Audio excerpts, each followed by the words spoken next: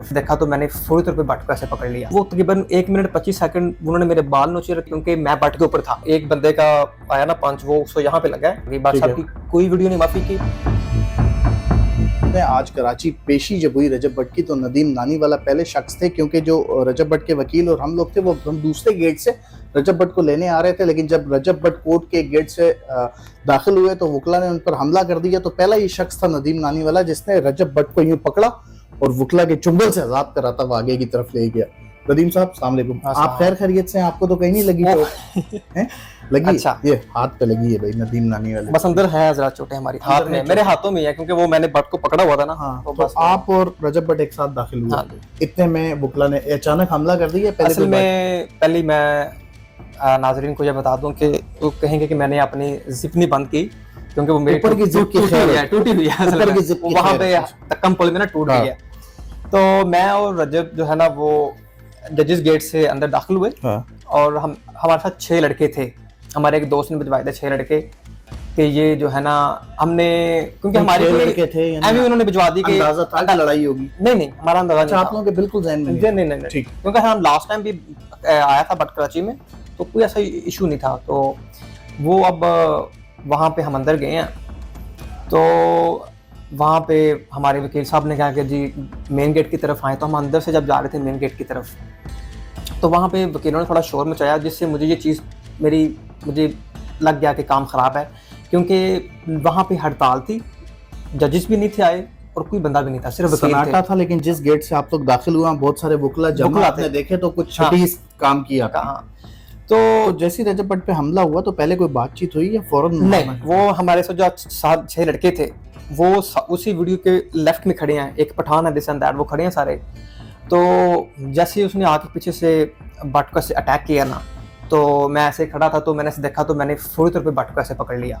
ठीक है, फिर मैंने उसको ऐसे घुमाया अपनी तरफ। ठीक है, तो फिर मैं जब उसको अपने घुमाया तो मेरे हाथ ऐसे थे। तो वीडियो में देखते हैं कि उनकी जो फर्दर जो उनकी पंचिंग थी, वो पंच थे, वो मेरे हाथों में पड़ते रहे हैं सारे। अंदरूनी चोटें मुझे, हाँ, वो मेरे हाथों में यहाँ पे ना वो यहीं पड़ते हैं। तो भट्ट को वो 1-2 ही पड़ी है स्टार्टिंग में, उसके बाद मैं उसको साइड पे ले गया। एक अंदाजे के मुताबिक कितनी देर तक, जब तक आपके वकला मियां अली इशफाक उनके दीगर साथी और हम लोग वहां नहीं पहुंचे? हाँ जी, 1 मिनट 25 सेकंड जो है ना, वो अपना मैंने भट्ट को जहाँ वहां से निकाला, फिर मैं उसको साइड में ले गया, वहां पे मैंने उसको गिरा के मैं उसके ऊपर आ गया।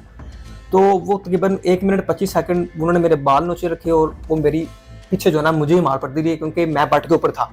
अच्छा, कुछ लोग आपको जो है बड़ा नफीस और मम्मी डैडी और बर्गर बच्चा समझते थे, लेकिन आज आपने दोस्ती का हक अदा कर दिया। नहीं, वो तो ऐसा लग रहा था जैसे कोई फिल्म चल रही है। आपने झपट्टा मारा अपने दोस्त पे, अपने जिगर पे, रजब पे, और उसको वकीलों जो वकला की तादाद बहुत ज्यादा थी बचाते हुए ले गए। और जितनी भी मार पड़ी, यानी रजब से ज्यादा मार आपको मुझे पड़ी है, अब उससे ज्यादा मार तो मुझे पड़ी है। मेरी पीछे वाली जो है ना सारा वो सुनवा पड़ा है। समझे, दोस्ती में आपने मार खाई है। दोस्ती देखिए, दोस्ती में तो आपको जान पे देनी पड़ेगी। एक अंदाजे के मुताबिक कितने वकला थे? देखिए, पहले थे 8-9, और फिर जो उनकी पूरी प्लानिंग थी, फिर उनके अपना बाद में 30 और प्लस आ गए। अच्छा, तो 30 तकरीबन 40 प्लस थे वकील थे वो। और हाथों में कुछ ऐसे कोई लोहे के सरिये वगैरह या कोई इस तरह की चीज थी, या बस सिर्फ?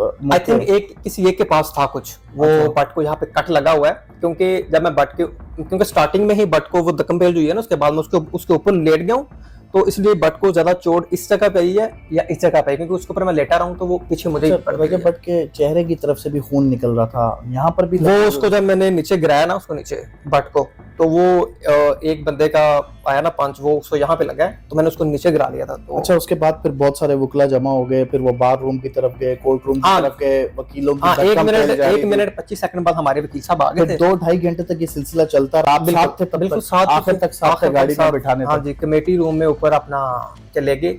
वहाँ उन्होंने भट्ट से रिक्वेस्ट की कि माफी मांगे। हमने वहाँ के किसी किस्म की कोई माफी नहीं होगी, क्योंकि भट्ट साहब ने माफी नहीं, भट्ट साहब ने कोई माफी नहीं मांगी। भट्ट साहब की कोई वीडियो नहीं माफी की। भट्ट साहब ने और कहा कि जितना आपने करना है आप कर लो, मैं माफी नहीं मांगूंगा। अच्छा, उसके बाद भी क्या रजब भट्ट साहब को और आपको तशद्दुद का निशाना बनाया जाता? नहीं, वहीं पे उसके बाद फिर दक्कम पेली रही है उसके बाद में। लेकिन दक्कम पेली में हमने देखा रजब भट्ट साहब के कपड़े फट गए थे।